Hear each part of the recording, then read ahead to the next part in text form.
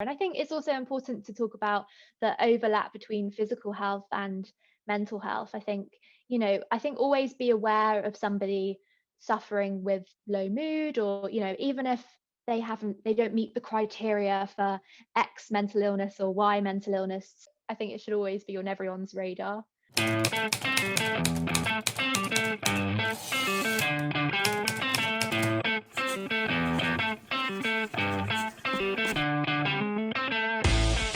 Hi everyone out there, and welcome back to Conversation with Vassili. Of course, I'm Vassili, and today I'm being joined by one of my colleagues down in London, Tash. You might know her as Tash the medic, and I'm going to pass the microphone on to her to introduce herself. So please take it away, Tash.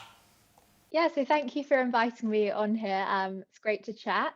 As you said, my name is Tash. I am a medical student at King's College London. So I'm currently integrating in primary care, having completed my first 3 years of medicine, and then I'll have 2 years to go. I like to talk about mental health a lot, having suffered from a few illnesses myself in the past. I've suffered from anorexia nervosa, an eating disorder, when I was about 16-ish. And more recently, I have suffered from depression and generalized anxiety disorder. And yeah, I like talking about what I've been through, hopefully to make other people feel less alone, and to know that it's absolutely okay and great to talk about it. And I just want to normalize the conversation really about mental health, as we all have a mental health. And I think at some point in our life, unfortunately, we may struggle with our own mental health, or we'll know somebody close to us who is struggling. So, unfortunately, there's not really any escape from it. But hopefully, by talking about it, we can make it less difficult if it ever is to crop up. Yeah, absolutely. And I guess if somebody's watching right now, they would have probably guessed this. So we're going to talk about mental health and mental well-being. I like talking about mental well-being a lot, and just taking away sometimes some of that stigma around it.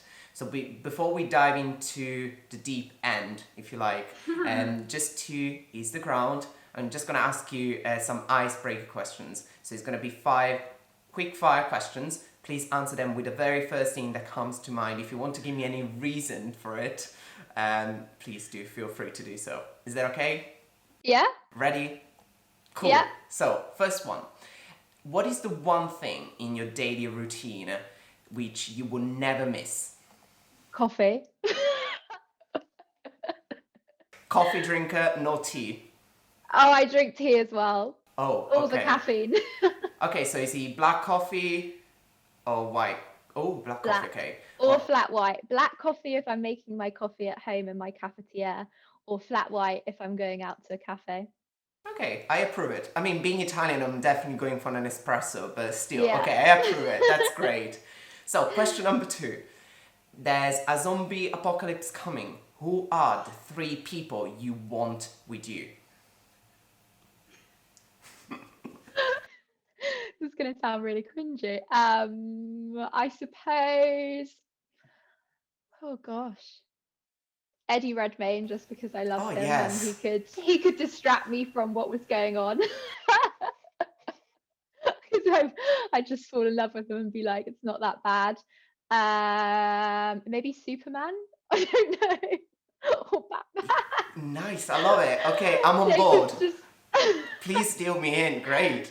And then maybe some form of comedian just to make me laugh through it. Which comedian should we go for?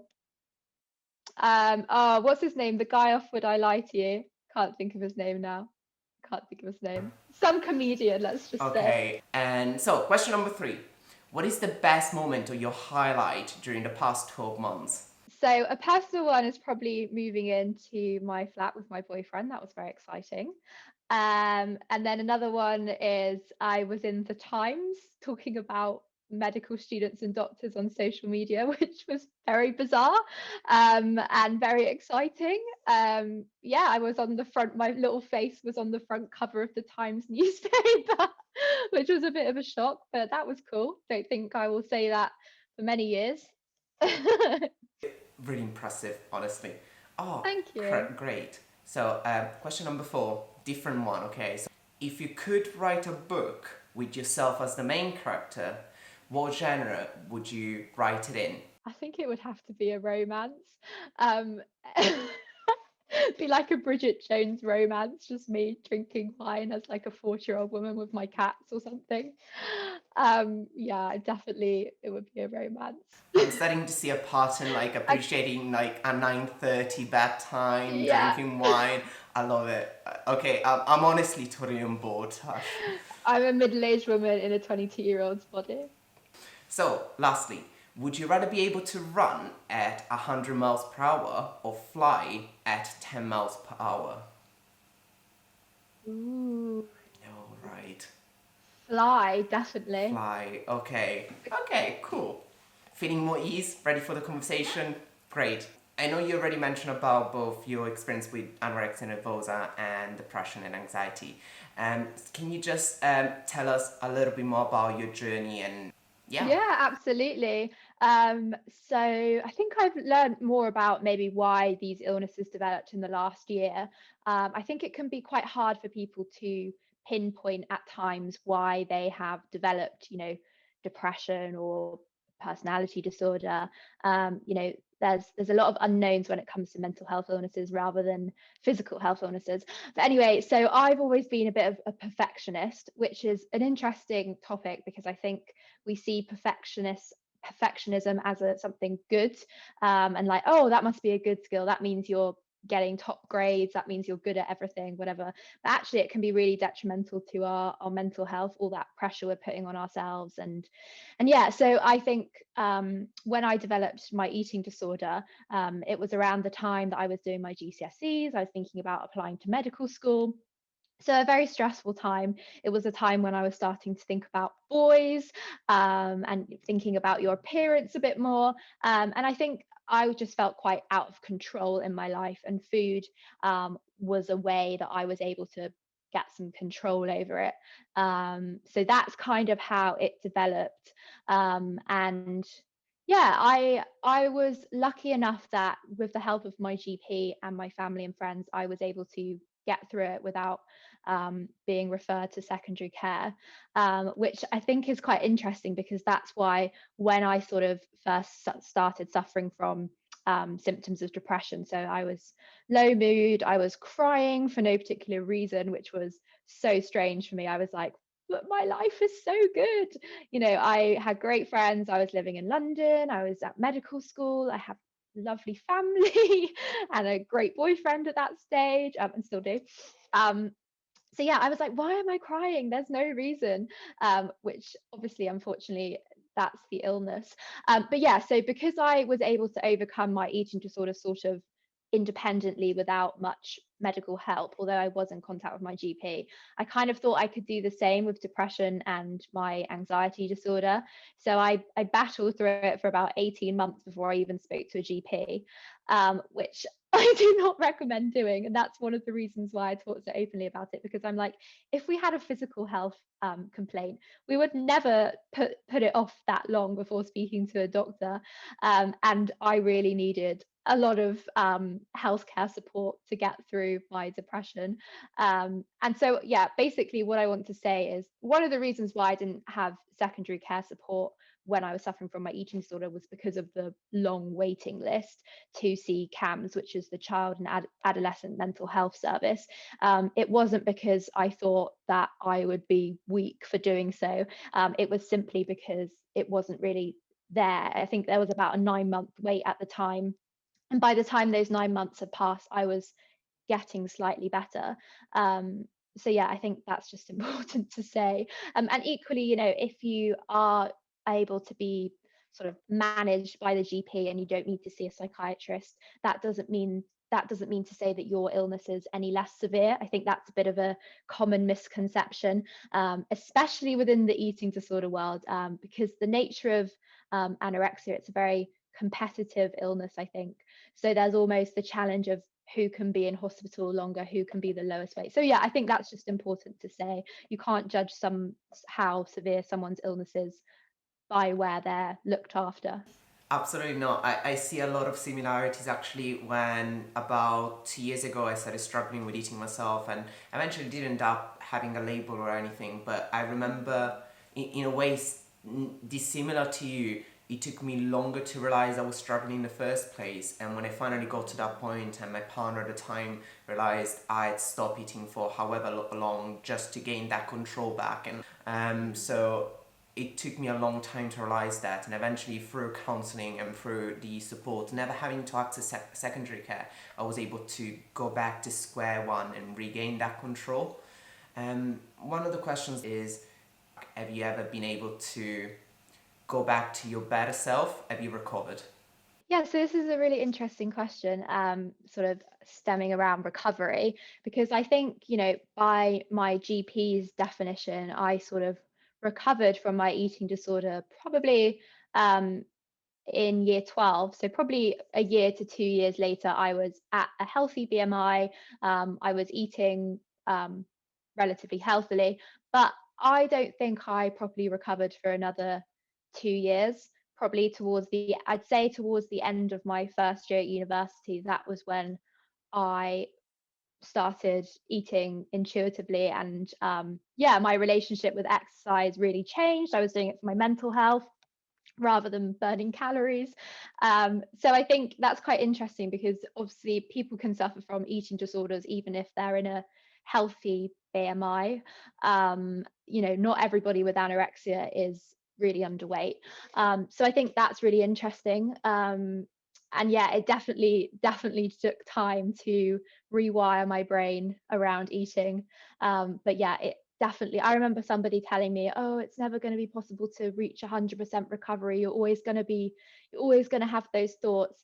And it's hard work. You have to constantly challenge them. But I definitely say recovery from pretty most mental health illnesses, maybe not all of them, but most of them, it's possible 100% to recover. I totally agree there. Yeah, absolutely. So, kind of talking about mental health now. How is your experience of dealing with depression and anxiety being whilst training as a medical student? So difficult. The hardest thing ever. So I was really poorly with my depression. Well, sort of in my third year of medicine. So I had severe depression. I was struggling with suicidal thoughts. So it got really bad. And around the same time, I was doing my psychiatry placement. I'm laughing now. I can laugh now about it. But this was so difficult. I specifically remember a patient a few years older than me coming in with their parents. And they'd had depression, and they were sort of diagnosed as treatment resistant depression. So they'd had a really rough time, and they'd previously been a university student. I could really relate to the patient basically. Yeah. And they came in with their parents, and their parents were in floods of tears, and it just hit me. I was like, wow, this is what I'm doing to my parents. And it's really hard putting on the sort of professional hat. I was asking the patient all these sort of mental health risk assessment, and just taking a mental health history from what was going on with him. And I just wanted to be like, me too, it sucks. And like give them, this is obviously pre-pandemic time, I just wanted to give him a hug, but obviously I couldn't. And I think for me, that's kind of why, one of the other reasons why I'm so passionate about speaking about mental health, because I want my future patients, maybe indirectly, to have on their radar, oh, doctors can suffer from mental health illnesses too. I don't want the public to see the healthcare professionals in general as like these people, because they treat diseases, they can just fight it off themselves. And obviously, like, it's not really professional to be like, I suffer from depression, or I've suffered. So I think indirectly, I think that will help me as a doctor of my patients. Yeah, I just think as a patient, it's nicer to know that, okay, maybe my doctor's actually been through this as well. It's got more meaning, whatever they're, whether they're recommending counseling, CBT, it's got more meaning, I think, if they've, experienced it themselves.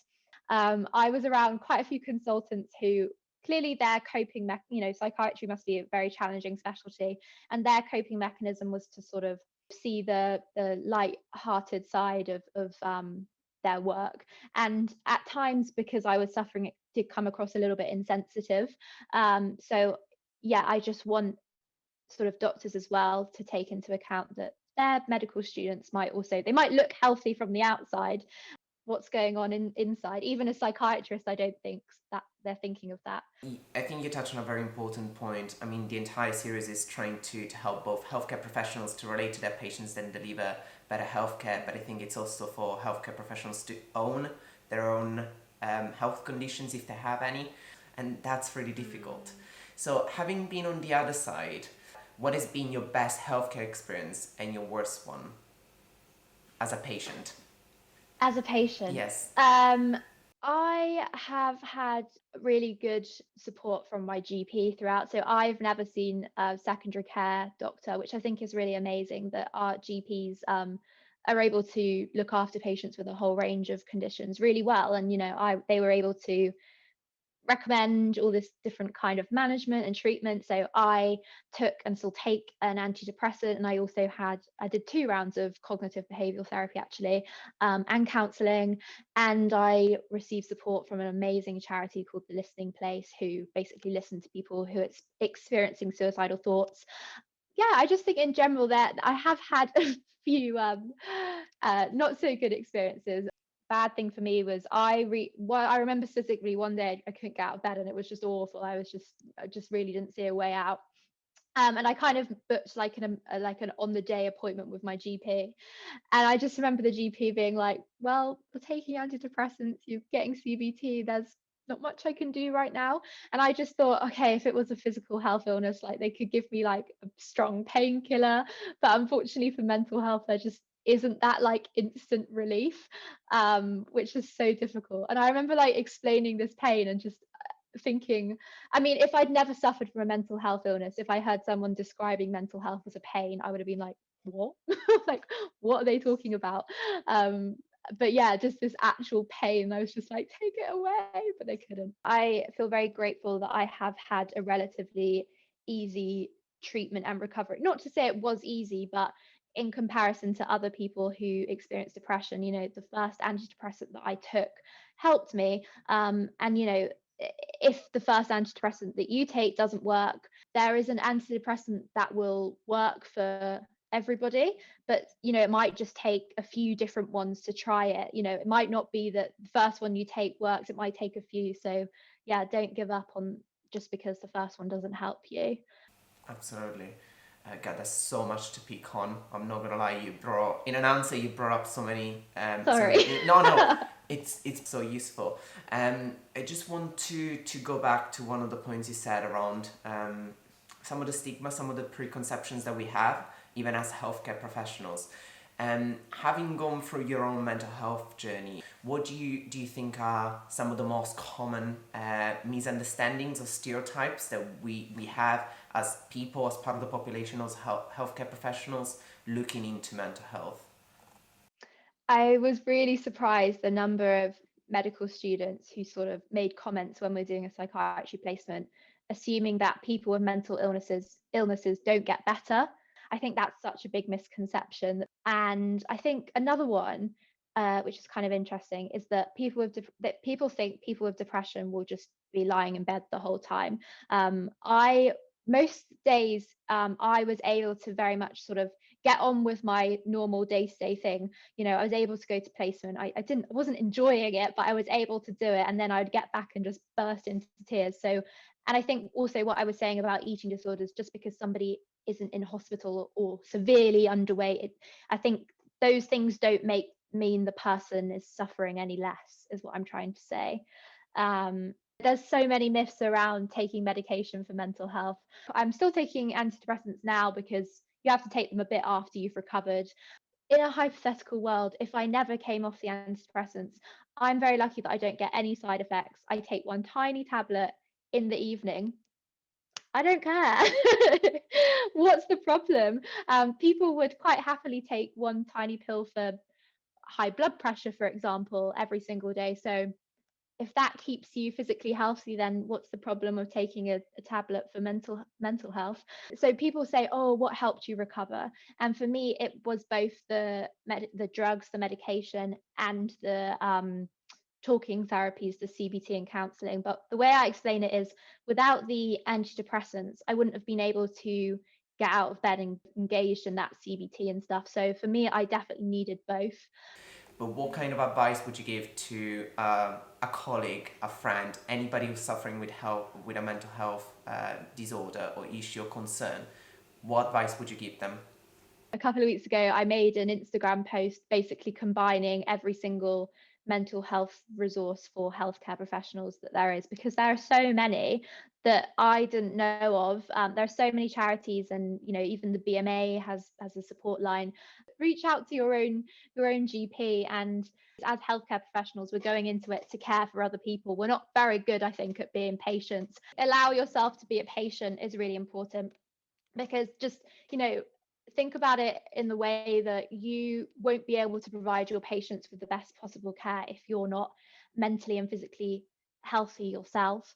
And yeah, you just have to speak about it. You just have to speak to your GP. No one deserves to suffer on their own.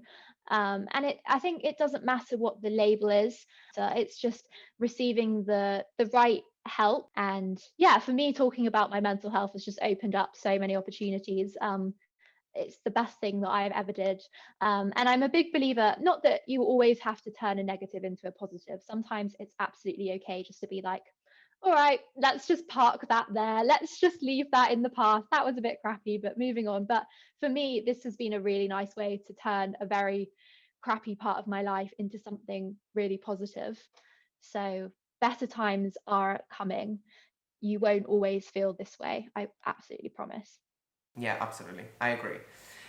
So, to the other extent, what advice should healthcare professionals follow, taking away some of the stigma, some of the prejudice or preconceptions from it, and trying to deliver the best care possible? I think even if you don't understand what someone's going through, I think it is, my opinion is that it's really hard to understand a mental health illness unless you've been through it. You can read all the textbooks.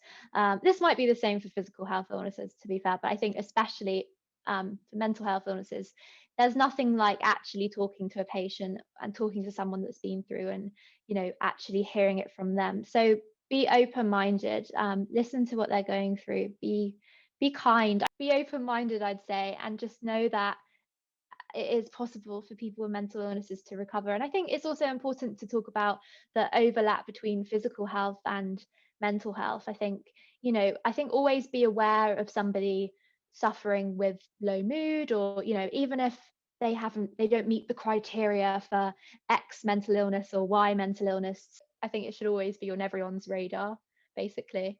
No one's immune from it. Absolutely nobody. Even if they're the richest person in the world, they're the top banker. Really random example. They live in a fancy house, they've got perfect family. That doesn't mean that they can't suffer too. So don't make stereotypes, I'd say, of who are the people to suffer from these illnesses. But actually, I want to bring it down. And one of the main issues for me has been, as a man, you can struggle with an eating disorder, you can struggle with mental health. Please talk about it. And I think when you are open about how you're feeling to other people will be open back to you. I remember specifically telling one of my best friends when I was sort of diagnosed with anorexia. I was like, "Oh, I've been diagnosed with anorexia," and she was like, "Oh, I've been diagnosed with bulimia." And we'd never spoken about it, even though we were like best friends. And yeah, so when you're open about it, other people will be open about it back to you as well. Absolutely. And so, as a living point, I'm sure you have some routine, something you have developed throughout lockdown, to keep you healthy, to keep you both physically and mentally healthy. Like, for example, I mentioned my yoga, which is truly keeping me sane after shift and studying and revision. What kind of everyday routine or exercise would you suggest to people who perhaps are struggling right now and don't really know how to reach out, but they simply need to get themselves well enough to be able to go out and ask for help? So my thing at the moment, which I like doing, is I absolutely love going for a walk. I go for a walk and I plan the cafe that I'm going to stop at. I get my almond croissant and my flat white, my coffee. I'm such a like middle-aged woman. Yeah, that's brilliant. But equally, I know that if when I was struggling, I literally couldn't even think about leaving my house. So that wasn't possible. So things that I like doing in my flat, I like cooking. That's great. I like doing jigsaws. Basically, because for me, it's like a form of mindfulness. Because, and I don't mean just any easy jigsaw, I mean 1,000 piece jigsaws. And honestly, you're just concentrating so much on finding the right piece that your mind can't think about anything else. Have you also got like Also, complex patterns? Do you choose like the most complex pattern whatsoever? no, I normally go for like the landscapes, the like London Okay. So it's landscapes. relaxing It's at the nice. same time. Okay, Yeah, good. it's great. And a massive sense of achievement when you've completed it and then just stare at this thing on your kitchen table. Another thing that I like similar to that is you can get adult paint by numbers. You get it on Amazon for like £15 and that's great. So I think finding things that help you to shut your mind off, any form of, lots of people will do sort of mindfulness using Headspace app or a sort of guided meditation, but the process of mindfulness is just shutting all your thoughts off basically. I totally agree. I think then my shout out in a way is reaching out to all of these different resources and numbers and charities, like you mentioned earlier on. It is absolutely vital, and you can do that even from the comfort of your own bed if you can't get out. Exactly. And I think also what you just said is really important. I sort of said if the first antidepressant you take doesn't work, don't give up. And it's the same thing with if the first GP you speak to is not the most supportive, don't try not to take it personally. They're very stressed, but don't give up. You're the most important thing. Ask to speak to a different GP. If the first therapy you try, you're like, oh my word, this is not for me. That's absolutely fine. Not everything will. One thing that works for me might not work for you, but just don't give up. Keep trying different things. Absolutely. And on that amazing note, I'm just going to thank you ever so much once again. It was absolutely incredible. Thank you, Tash. Any last words from you that you like to share with our audience and everyone out there? Just be kind to yourself. Sounds so cliche and cringy, but talk to yourself like you would your best friend, and then you will be so much happier for it. Start loving yourself a bit more. I wasn't very good at that, but I'm great at it now. And on that note, thank you very much once again. And Thank you. everyone else, just stay tuned for more episodes. And thank you for joining us. See you soon. Thank you.